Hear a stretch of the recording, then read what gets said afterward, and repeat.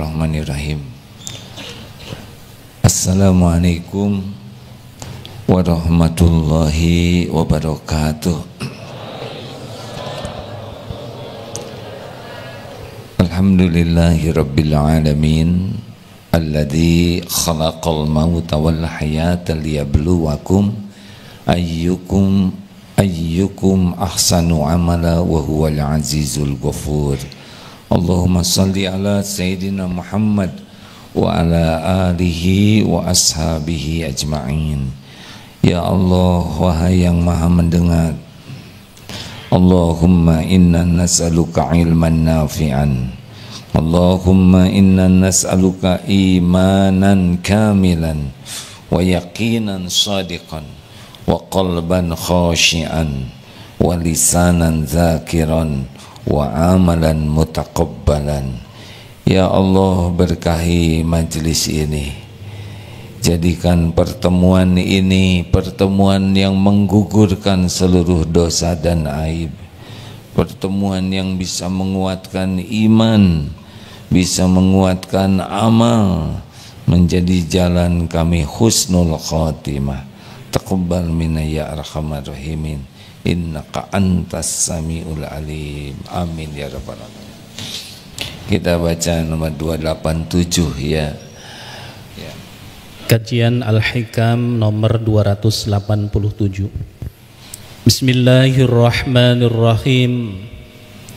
Wa annan nasa fi dzalika ala salasati aqsamin, ghafilun munhamikun fi ghaflatihi, qawiyat dairatu hissihi, wantamasat hadratu qudsihi, fanadaral ihsana minal mahlukina, walam yashadhu min rabbil alamin, imma itiqadan fasyirkuhu jaliyun wa imma istinadan fasyirkuhu khafiyun. Dan manusia dalam menghadapi pemberian dari Allah ada terbagi tiga. Sekarang yang dibahas yang pertama dulu. Yang pertama yaitu kalau orang dapat pemberian dari Allah adalah orang yang sangat lalai kepada Allah dan sangat memuncak kelalaiannya. Orang seperti ini sangat kuat jiwa cinta dunia materinya dan sangat terpengaruh oleh panca inderanya hingga padam sama sekali rohaninya. Ia melihat kebaikan, bantuan itu semata-mata hanya dari makhluk. Nah, ini yang pertama nih ya, orang yang paling buruk. Sama sekali tidak melihat adanya Allah yang memiliki, yang memberikan nikmat. Yang demikian karena iktikad keyakinannya, maka syiriknya itu jelas. Dia kalaupun ada sebab, dia tetap mengadakan, wah ini pemberian dari Allah dengan si dia yang ngasih. Kalau tidak ada dia, tidak ada. Jadi dia lebih kuat. Ada penyebab datangnya karunia selain Allah, dari Allah. Nah rekan-rekan sekalian, ini saja dulu kita coba bahas ya. Jadi ada di antara manusia yang betul-betul tidak yakin, tidak melihat bahwa semua kebaikan itu sebetulnya milik Allah, dari Allah. Dia hanya melihat makhluk saja. Ini digaji dari kantor. Dia tidak sampai yakin bahwa ini rezeki dari Allah lewat kantor. Ada yang menganggap ini rezeki dari suami, ini rezeki dari orang tua. Tidak bisa melihat Allah yang menggerakkan orang tua, kantor, orang sebagai jalan rezeki dari Allah. Jadi lihatnya hanya makhluk dan sebab, tidak ingat Allah. Ini orang seperti ini tidak akan pernah bahagia, karena nanti hidupnya akan mengabdi kepada yang dia anggap sebagai sumber. Ali bin Abi Thalib radhiyallahu anhu, beliau berkata,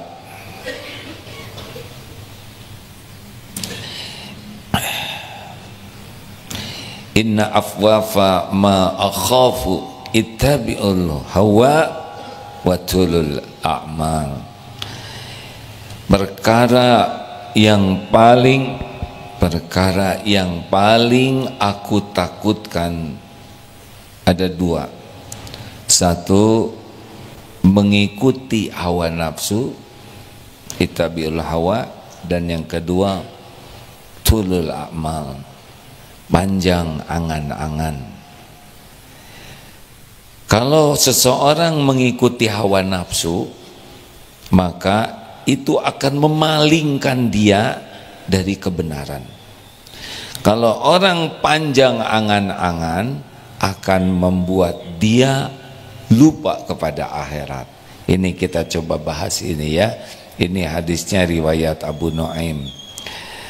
Ini perkataan Ali bin Abi Thalib. Ada dua nih yang paling ditakuti oleh Ali bin Abi Thalib. Satu adalah mengikuti, memperturutkan hawa nafsu, dan yang kedua panjang angan-angan. Di dalam surat Yusuf ayat 53, Allah menciptakan hawa nafsu pada kita. Kalau tidak hati-hati, nafsu ini, innan nafsa la ammaratun bisu', nafsu kita itu selalu mengajaknya kepada keburukan. Jadi orang-orang yang tidak punya program riyadah, melatih, bermujahadah, bersungguh-sungguh menaklukkan, mengendalikan nafsunya, selesai dia. Pasti dia akan jadi ahli keburukan. Ini sekarang di Indonesia ini sedang banyak viral, ada yang berselingkuh, perempuannya punya suami, lelakinya punya istri, berselingkuh, itu saja sudah diperbudak nafsu. Lalu bertengkar, itu juga nafsu. Marah, dibunuh, dimutilasi, dipotong-potong, semua ini lengkap karena nafsu.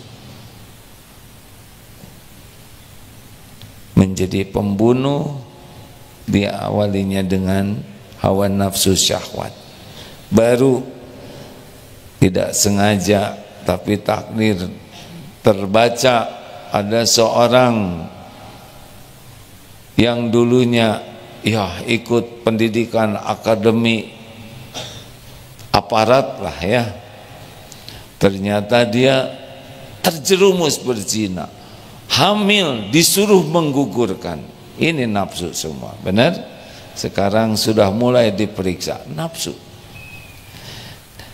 Nafsu ada hawa nafsu syahwat, ada nafsu amarah, ada nafsu ketamakan terhadap dunia.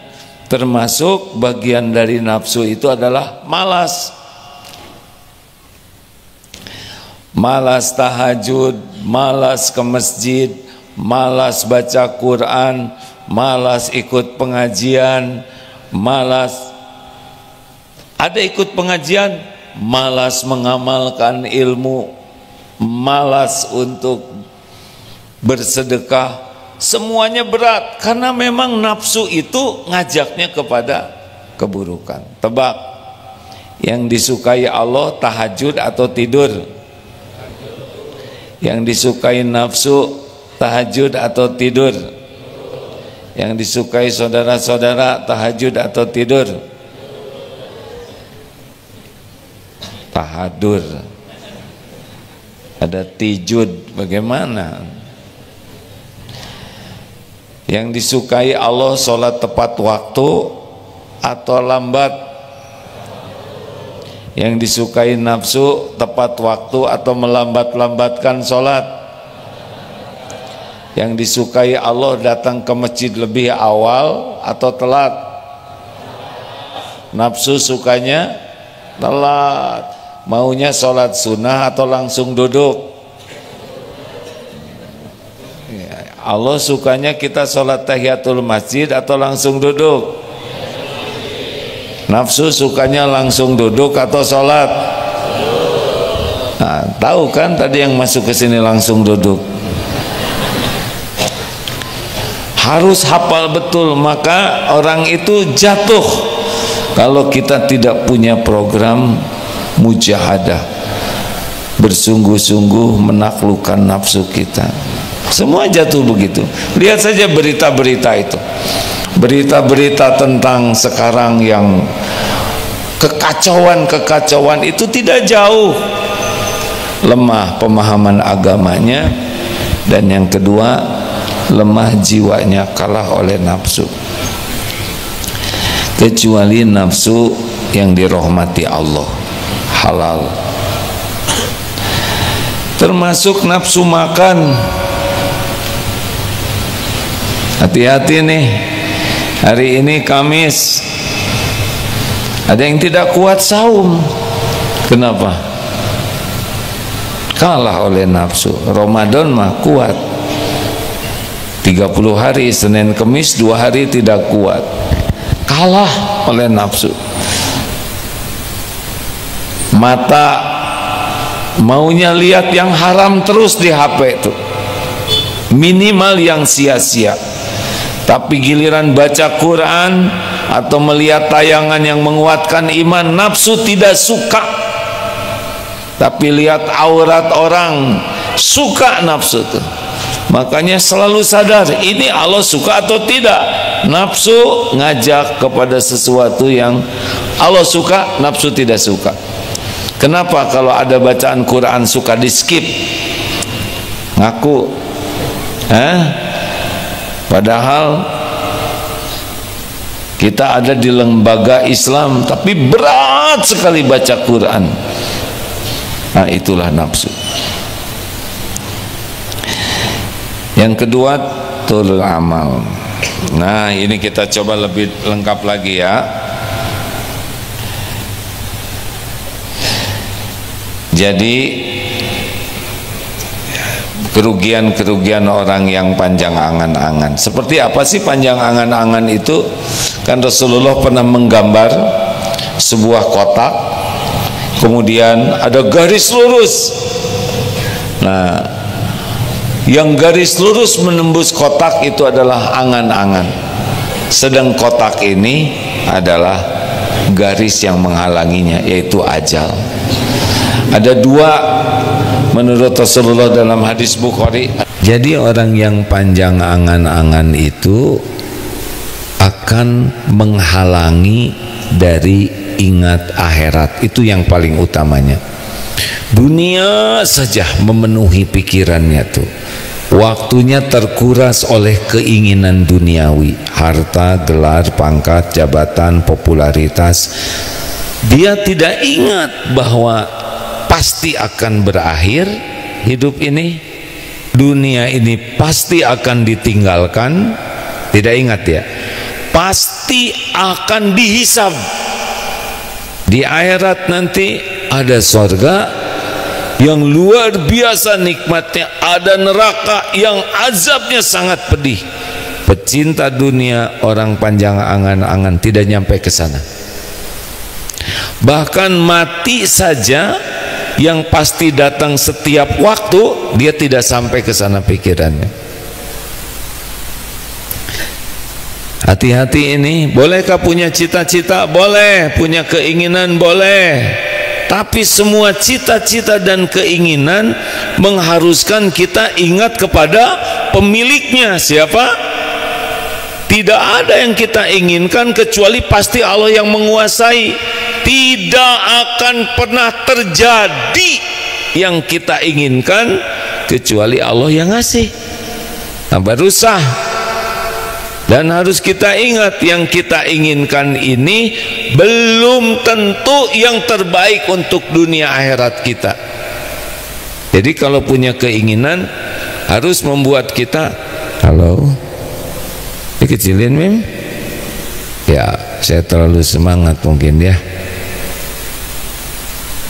Yang kita inginkan harus membuat kita yakin bahwa semua yang kita inginkan bisa terjadi dengan izin Allah, dan semua yang kita inginkan ada dalam genggaman Allah. Akibatnya keinginan itu membuat kita jadi dekat ke Allah, dan kita pun harus yakin bahwa Allah lebih tahu yang kita inginkan ini baik atau tidak. Jadi tidak ngotot dengan keinginan dunia, karena yang kita inginkan menurut kita baik, tapi belum tentu baik menurut Allah. Wa asa an takrahu syai'an wa huwa khairul lakum wa asa an tuhibbu syai'an wa huwa syarrul lakum wallahu ya'lamu wa antum la ta'lamun. Allah Maha tahu, kalian tidak tahu. Boleh jadi engkau suka pada jelek menurut Allah, wa asa an takrahu syai'an. Boleh jadi engkau tidak suka padahal baik menurut Allah, boleh jadi engkau suka padahal buruk menurut Allah. Allah Maha tahu segalanya, kalian tidak tahu. Makanya bagi orang-orang yang beriman, kalau punya keinginan ya tidak ngotot dengan ingin terjadi keinginannya, tapi ngotot ingin diberikan yang terbaik menurut Allah. Jelas hadirin? Jadi kalau enggak jadi enggak apa-apa, enggak apa-apa, enggak kecewa, enggak sedih. Beda dengan pecinta dunia, tidak ada itu istiqoroh. Yang ada tuh ngotot saja dengan yang dia inginkan. Berapa banyak yang dikasih keinginannya, dan keinginan itulah yang jadi petaka bagi dirinya. Bagi orang yang kuat iman, dikasih dengan tidak dikasih, maksudnya terkabul dan tidak terkabul urusan dunia sama. Oh sama sih, iya sama-sama. Apapun yang terbaik menurut Allah itu yang baik. Kalau sudah istiqoroh dan musyawarah terkabul, syukur. Kalau tidak dikasih ya tinggal sabar, nggak ada masalah, nggak ada kecewa. Misal ada melamar, ini yang plat putih ini dari mana dek? Darul Quran Mulia, angkatan keberapa ini? Sering sekali pelatihan di sini nggak habis-habisnya. Terakhir pertama pimpinannya, ya saya dengar. Sudah gitu manajemen, terus ini para guru, terus santrinya udah belum? Sudah, kemarin habis dong, ulangi lagi nanti. Ini mama dari mana? Dari tadi. Oh dari Tangerang. Alhamdulillah. Ini santri baru ya ada ya. Alhamdulillah, siap-siap aja ya. Siap-siap menikmati hidup mengendalikan nafsu dan hidup tidak diperdaya oleh angan-angan. Sekali lagi ya, kita boleh punya keinginan, boleh. Yang kita inginkan disukai Allah atau tidak, itu yang pertama. Yang kedua, kita harus yakin keinginan ini bisa terkabul atau tidak terserah Allah. Kalau Allah ngasih jadi, kalau Allah enggak ngasih. Berarti harus yakin ini milik Allah yang kita inginkan. Yang selanjutnya adalah kita harus istiqoroh. Kalau baik jadi, kalau enggak baik jangan. Tidak penting keinginan kita terjadi, tidak penting, bukan itu yang terpenting. Yang terpenting adalah ini pilihan Allah yang terbaik. Bagaimana kalau keinginan kita tidak dikasih? Tidak apa-apa. Buat apa kita dapat keinginan kita tapi kita jauh dari Allah? Benar? Makanya kita tidak usah ngotot dengan duniawi ini, tapi ngotot dengan yang Allah sukai. Setuju tidak? Makanya kalau adik-adik jatuh cinta belum nikah, belum tentu jodoh itu. Tak usah habis-habisan ngasih sesuatu ke dia, ya kan? Siapa tahu dia adalah jodoh sahabat karib. Pan pedih ya. Sudahlah, istiqoroh saja. Dengar cerita yang lalu, si A minta diantar ke B, temenin dong, saya mau itu tuh, saya mau melamar yang itu. Nah, padahal di sisi Allah B inilah jodohnya. Gimana coba? Dendam tidak? Justru kita itu mengantar B, ya Pak, saya mau melamar putri Bapak, tapi si Bapak tuh ngelirik si B, ya nggak? Ini lebih pantas jadi mantu. Jadi aslinya saudara yang nganter, ya. Bagaimana kalau kejadiannya begitu? Ya udah, nggak apa-apa, nggak apa-apa, udah nggak akan kejadian. Tidak akan kejadian kalau Allah tidak menjodohkan, itu pasti tidak jodoh. Pasti ada jalannya untuk tidak jodoh. Walaupun udah dilamar, kalau tidak jodoh ya tidak akan menikah. Tidak ada yang bisa terjadi di dunia ini kecuali dengan izin Allah, baik nikmat maupun musibah. Melamar kerja, apakah tempat kerja itu yang terbaik? Belum tentu. Bagaimana saya melamar kerja ditolak? Kalau sudah istiqoroh, sudah semuanya ada jalannya. Ini ada kejadian nih, seorang hamba Allah, mungkin beliau sekarang ada di sini. Begitulah sampai 5 kali itu menjelang nikah, batal lagi, sampai enggak ngotot itu. Nah, udah dulu ngotot pusing katanya. Sekarang pas udah nikah tuh syukurnya tidak ada habis-habisnya. Nikah dengan yang tidak terencanakan dengan baik, tidak pakai jatuh cinta lagi, jebet, udah nikah, bukan pakai jebet, ya. Kalau jebet kan bantingan, hadirin.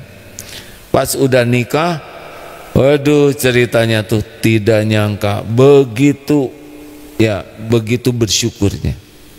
5 kali dulu tuh. Jadi kalau saudara 5 kali gagal itu, ya masih kurang 2 lagi, ya. Karena Siti Hajar 7 kali Safa Marwahnya. Jelas hadirin? Lebih enak tidak begini? Enak, nggak usah ribut karir. Ini santri karya Darut Tauhid, nggak usah ribut mikirin karir di Darut Tauhid.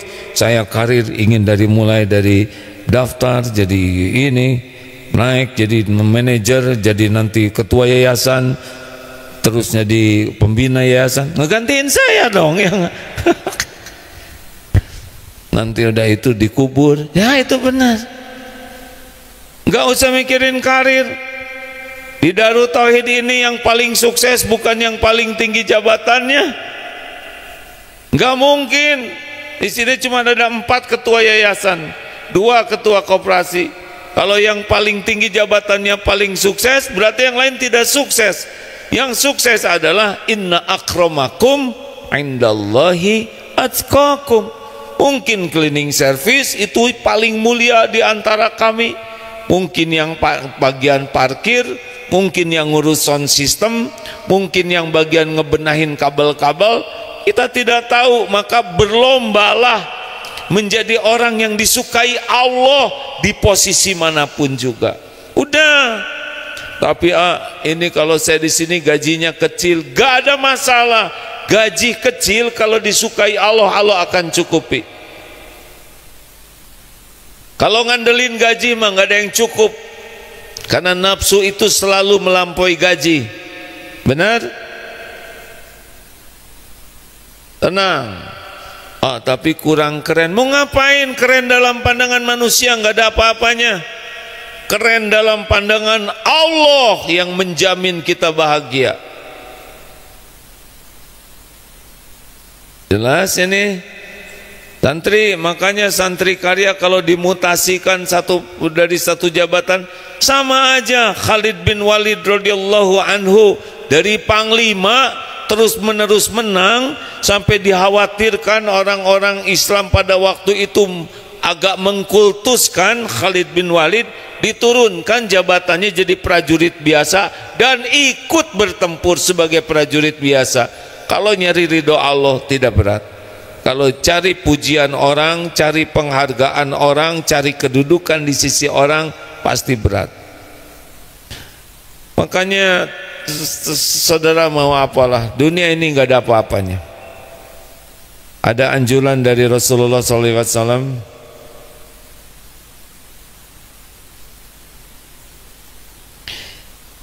Pasti saudara lihat HP saya ya. Oh baru gitu kan? Sebetulnya ada yang lamanya ini. Kemanain ya ini ya tuh.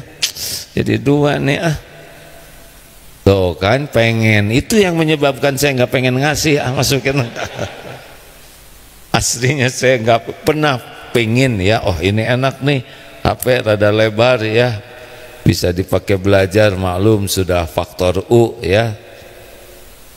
Tapi enggak lah, mending nyukurin yang ada aja. Ini aja udah lebih dari cukup. Lihat juga enggak. Ada sih di sini pengen. Pas nanya harganya, wah enggak lah gitu ya. Qadarullah, ada yang telepon, mau hadiah apa? Enggak, udah cukup, udah punya. Atulah katanya, berikan kesempatan kami beramal. Yang benar gitulah hadirinnya. Jadilah ini hadir. Asli ini hadirin sesudah ditahan ya, sesudah dipunahkan. Mungkin 4 bulan, 5 bulan menghilangkan keinginan yang ini tuh. Tapi pada waktunya datang gitu. Tuh dikemanain ya HP satu lagi. Aduh, agak bingung saya ya. Jadi banyak HP. Kenapa Ustadz ngeliatin saya? Udah nggak usah pengen nanti hisabnya di akhirat. Oh enggak, mau dipakai ibadah. Jadi Rasulullah menganjurkan begini, bersabda, jadilah engkau di dunia ini seperti orang asing atau orang yang mampir di tengah perjalanan. Ini hadis Sahih Bukhari ini. Jadi di dunia ini seperti orang yang mampir di perjalanan. Lalu Ibnu Umar mengatakan, jika engkau ada di sore hari, ini menyampaikan apa yang disabdakan Nabi, bila engkau ada di sore hari, jangan menunggu hingga pagi. Jika engkau berada di pagi, jangan menunggu sore. Manfaatkan waktu sehatmu sebelum sakitmu, waktu hidupmu sebelum matimu. Jadi nggak usah ribet dengan nanti. Nanti itu dijamin oleh Allah, diberikan tambahan kalau yang sekarang disyukuri. Jangan takut rezeki kita besok, lusa, gak usah risau. Mau seperti apapun zaman, mau harga naik turun, tetap yang menjamin kita adalah Allah. Mau dolar berapapun gak usah risau. Pertama saudara gajinya rupiah ya, nggak ngepek. Yang kedua kita juga nggak ngerti dolar tuh apa. Mau harga tanah naik, mau BBM naik, mau barang-barang naik, tetap yang menjamin adalah Allah. Jadi jangan takut. Yang takut itu sekarang kita nggak benar. Jadi jangan nunggu besok lusa. Boleh kita berperhitungan, merencanakan, punya keinginan, silakan ya. Tapi jangan sampai lalai dari yang sekarang. Nanti malam belum tentu ada. Asarnya khusyuk tidak, zikirnya dipakai tidak, ngaji tidak, berbuat baik tidak, ikhlas tidak. Sekarang itu intinya. Jadi apapun yang dipikir untuk besok lusa harus jadi kebaikan sekarang. Jelas hadirin? Halo? Sekarang ini waktu kita tuh sekarang. Nanti belum tentu ada, besok belum tentu hidup.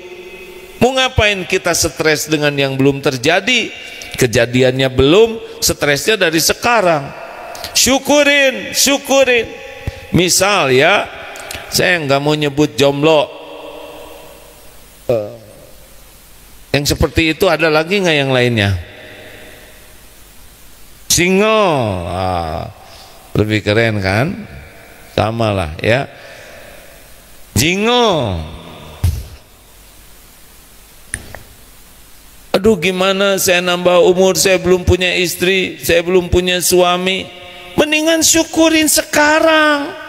Kenapa capek memikirkan yang nggak ada? Betul tidak? Enak ngomong gitu. Ya tuh saya ngomong apa lagi ya, selain ngajak orang bersyukur. Ini misal belum punya anak, kenapa kita harus capek menderita dengan yang belum ada? Syukuri, ada suami, ada istri, ada rumah, ada kesempatan ibadah. Jangan sampai jadi sedih mikirkan belum punya anak. Syukuri, syukur kesempatan sekarang, itulah yang la in syakartum la adi dan nak. Makan misalkan hanya dengan garam, terus sate maranggi, terus misal kita hanya dengan ikan asin, ya nyebut hanya juga nggak sopan tuh. Kenapa kita harus mikir karedok? Kenapa kita mikirin es krim? Nyiksa diri. Ini yang disyukuri. Bahagia itu datang saat itu, dikasih oleh Allah bahagia. Coba kita makan, duh enaknya kalau ini ada durian maranggi. Apa kalau durian apa tuh? Ada yang lebih bagus. Sok aja silakan sebutin, ya nggak? Bikin emosi. Duh ini duriannya keren, kalau ada durian, sengsara aja. Lagi saum, coba nanti bukanya pakai es sirup, jadi nelangsa. Mau ngapain capek-capek mikirin yang belum ada? Ingin boleh, doa boleh, syukur yang ada. Ingat teori nikmat, nikmat itu kan ada 3. Satu yang jelas ada, yang kedua nikmat yang belum ada dan kita menginginkannya. 3, nikmat yang ada tapi kita tidak menyadarinya. Berapa banyak itu nikmat yang tidak sadar. Jadi Bapak Ibu sekalian, dari semua cerita ini jangan diperbudak keinginan, jangan capek oleh yang belum ada. Boleh punya keinginan tapi jangan diperbudak. Yang paling penting, semua pikiran kita yang ke depan harus membuat hari ini, saat ini kita bisa mengisinya dengan amal terbaik kita. Itu sekarang aja nih lagi belajar, lakukan yang terbaik. Nanti pas sholat, Allahu Akbar, ketika sholat itu udah bagian sepenuhnya untuk Allah. Lepas aja dunia tuh, semuanya jadi enggak penting. Allahu Akbar. Makanya kunci sholat khusyuk itu dari takbir. Allah maha besar, segala-gala selain Allah tidak ada apa-apanya. Sudah itu, anteng saja dengan Allah, harusnya begitu. Makanya selalu takbir, Allahu Akbar. Mau ruku, bakal ada godaan, hilang, gak ada apa-apanya. Ini sholat saya, belum tentu saya sholat maghrib, belum tentu hidup isya, belum tentu besok ada subuh. Ini sholat, Allahu Akbar. Yang lain-lain gak ada, kecil, gak ada apa-apanya. Kalau bisa sholatnya begitu, nggak usah risau. Allah sudah tahu keperluan kita, lebih tahu dari kita sendiri. Allah sudah tahu keinginan kita, yang belum kepikir juga Allah sudah tahu. Allah pemilik semua yang kita inginkan. Allah menguasai semua yang kita perlukan. Tidak ada yang datang ke kita kecuali Allah yang ngasih. Gak bisa. Semua manusia gabung mau ngasih gak akan kejadian.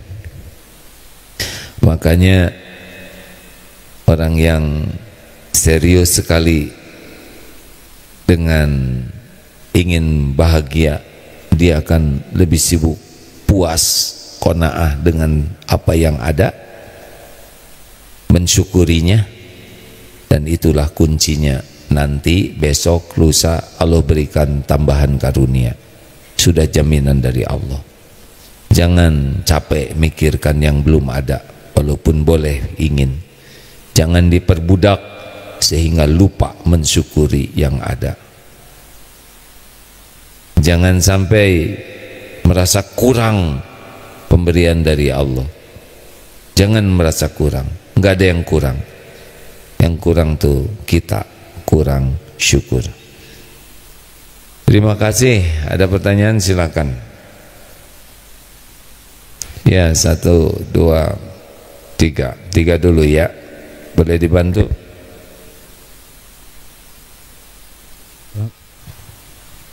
Silakan.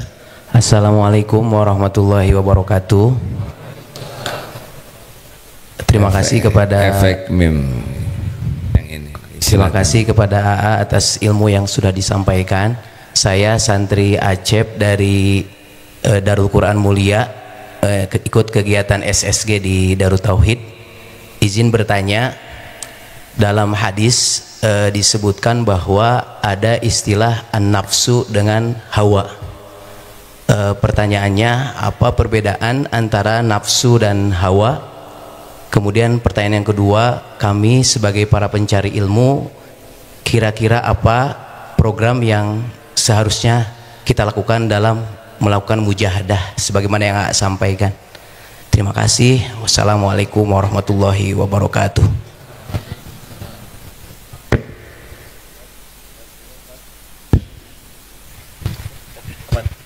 Jadi enggak? Siapa yang bisa jawab dulu?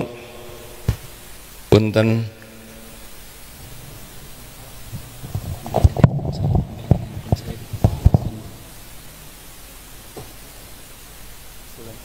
Belum.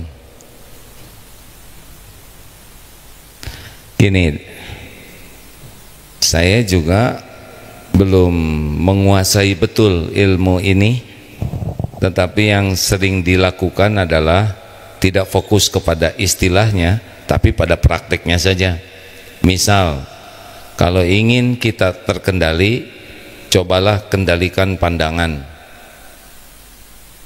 Itu lebih efektif, karena kita terus tidak jaga pandangan, padahal dari mata turun ke hati, turun ke lutut, ya, jadi nyorocot begitu. Ayo jaga pandangan. 2, lisan, sebaiknya riadohnya kurangin bicara sekuat tenaga, karena setiap kali belum bicara kita aman. Sepatah kata keluar kita jadi tidak aman. Kalau kita tidak bicara, tidak ada tergelincir kata-kata, tidak ada nyakitin orang, tidak ada bohong, tidak ada gibah, tidak ada fitnah, tidak ada dusta, karena tidak bicara. Tapi sekali bicara keluar tuh ujub, ria, takabur, gibah, fitnah. Kurangi bicara. Entah mau disebut hawa atau nafsu, kurangin aja bicara. Jangan bicara karena ingin bicara.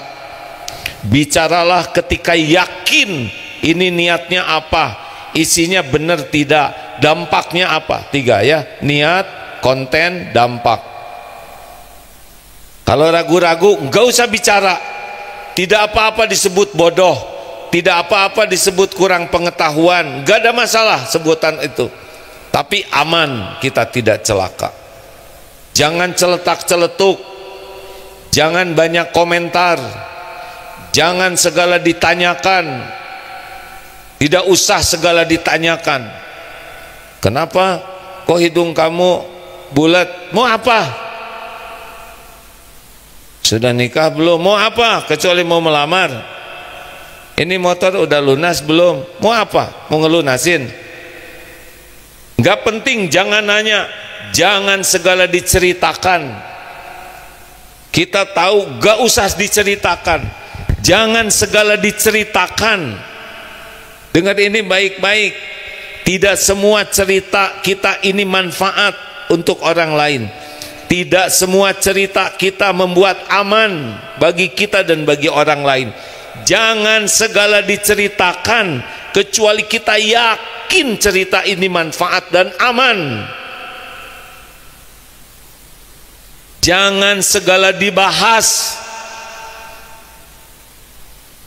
Menurut kamu tadi orang itu makan apa ya dia? Kenapa? Kok pekat sekali itu baunya? Mau ngapain? Kan?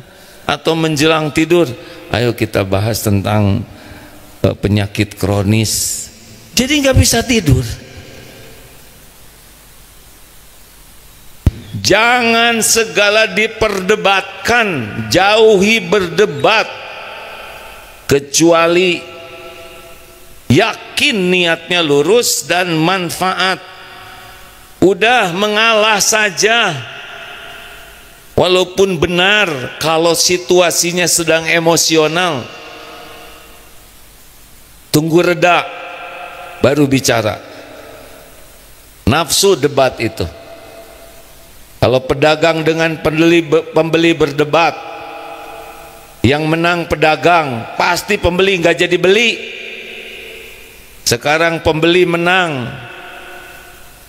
pedagang nggak mau jual. Suami istri berdebat keras,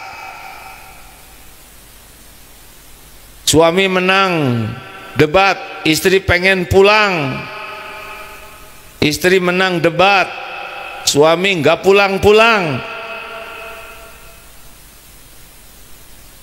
Kurangi berdebat-debat kusir, apalagi yang tidak ada manfaatnya. Nafsu itu suka ingin ketahuan pinter, ingin ketahuan saya tahu, saya berpengalaman, saya bisa, saya menguasai. Mau apa? Kita nggak usah cerita tentang diri kita. Kalau kita cerita tentang kebaikan kita ke orang yang udah suka, lah dia udah suka, mau ngapain diceritain? Kalau kita cerita kebaikan kita kepada orang yang tidak suka, tambah enek lihat kita. Udah, gak usah segala diomongin, diam. Kecuali manfaat. 3, niat, isi, dampak. Ulangi.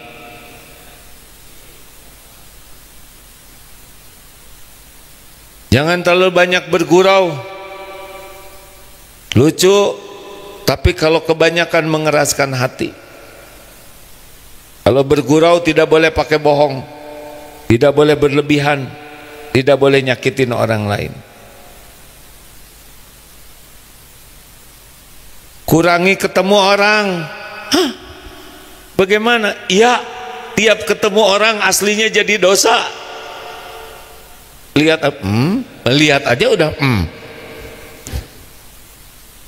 Kita pasti akan ketemu orang, tapi ketemu itu kalau perlu dan serius, jaga diri, karena tiap ketemu mata melihat udah menilai, belum bicaranya, belum pikiran kita.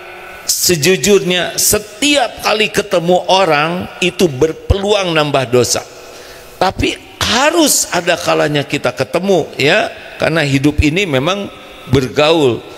Tapi jangan ketemu orang karena ingin, karena perlu.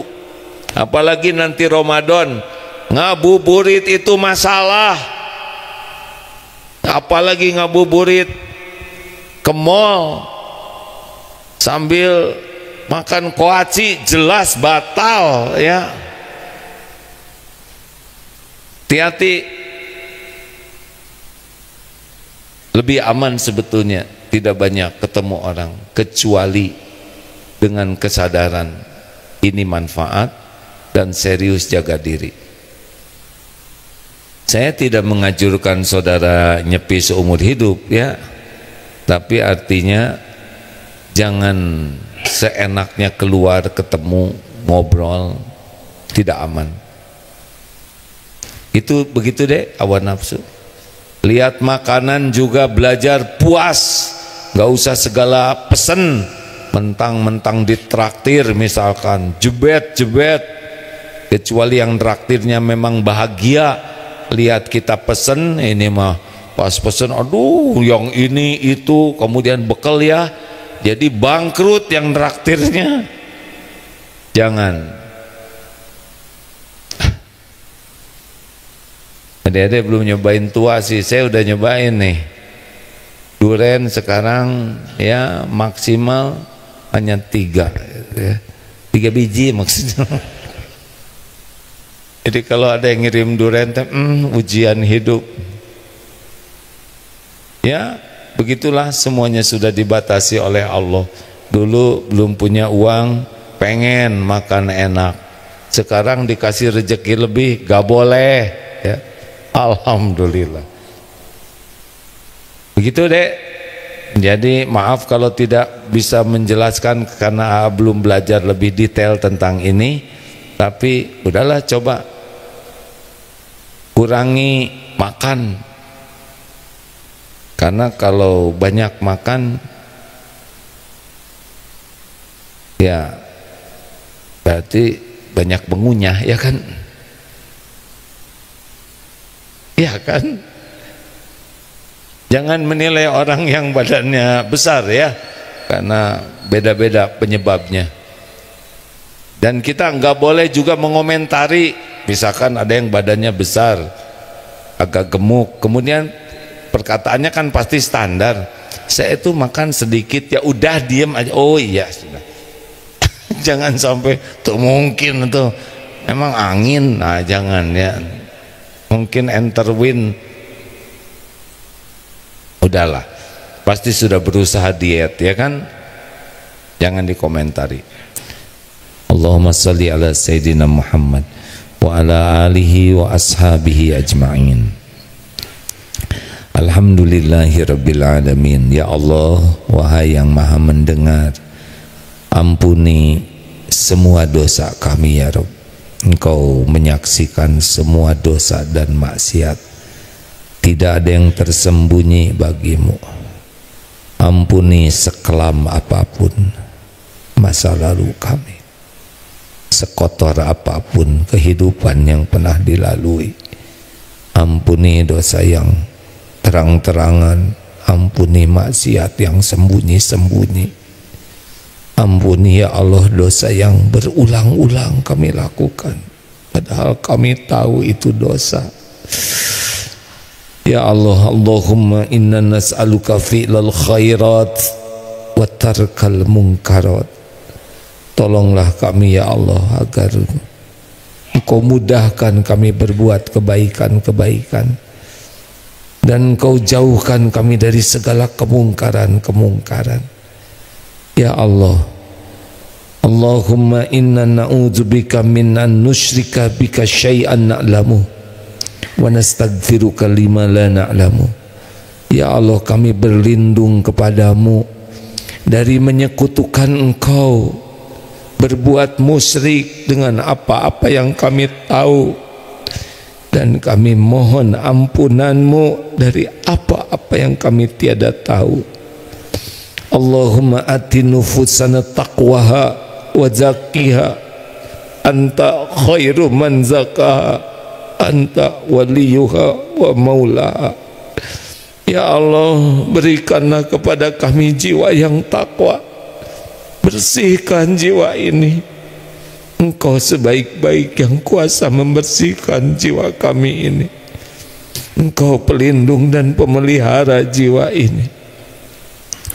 Allahumma inna nas'aluka taubatan nasuha wa taubatan qablal maut wa rahmatan indal maut wa magfiratan ba'dal maut. Allahumma hawwin alaina fi sakaratil maut. Allahumma inna nas'aluka husnal khatimah wa na'udzubika min su'il khatimah. Allahumma ighfir lana wa liwalidina warhamhum kama rabbawna sigara. Rabbana hab lana min azwajina wa dhurriyyatina qurrata a'yun waj'alna lil muttaqina imama. Allahumma inna nas'aluka ridhaka wal jannah wa na'udzubika min sakhatika wan nar. Rabbana atina fid dunya hasanah wa fil akhirati hasanah wa qina azabannar. Ya Allah, berkahi majlis ini, kuatkan iman yang masih lemah, istiqomahkan kami, berikan khusyuk dan nikmatnya ibadah. Ya Allah, cukupi hanya dengan rezeki yang halal barokah, lepaskan dari lilitan hutang, jangan biarkan kami mati membawa hutang. Berikan pendamping terbaik pilihan-Mu ya Allah, pernikahan berkah, rumah tangga sakinah, titipkan keturunan yang soleh soleha, keluarga hafiz hafizah, jadikan sisa umur ini sehat walafiah, kumpulkan dengan orang-orang yang berakhlakul karimah, istiqomahkan kami ya Allah. Ya Rabb, tolong saudara kami di Palestina khususan, juga di tempat lain yang Engkau saksikan dizalimi. Tiada yang luput dari pengetahuan-Mu, tiada yang lepas dari genggaman-Mu. Hasbunallah wa ni'mal wakil, ni'mal maula wa ni'man nasir. Allahumma a'izal islam wal muslimin, Allahumma ansur mujahidin fi kulli makan. Rabbana taqabbal minna ya Allah, innaka antas sami'ul alim, wa tub alaina innaka antat tawwabur rahim. Amin ya Allah ya rabbal alamin. Subhana rabbika rabbil izzati amma yasifun, wassalamun alal mursalin, walhamdulillahi rabbil alamin. Alhamdulillah, terima kasih. Penguat iman terhebat adalah zikir sebanyak-banyaknya. La yazaru lisanuka ratban min zikrillah. Adalah lisanmu selalu basah menyebut nama Allah. Zikirlah sebanyak-banyaknya. Fadkuruni adkurkum, maka ingatlah padaku, aku ingat padamu. Itulah janji Allah. Assalamualaikum warahmatullahi wabarakatuh.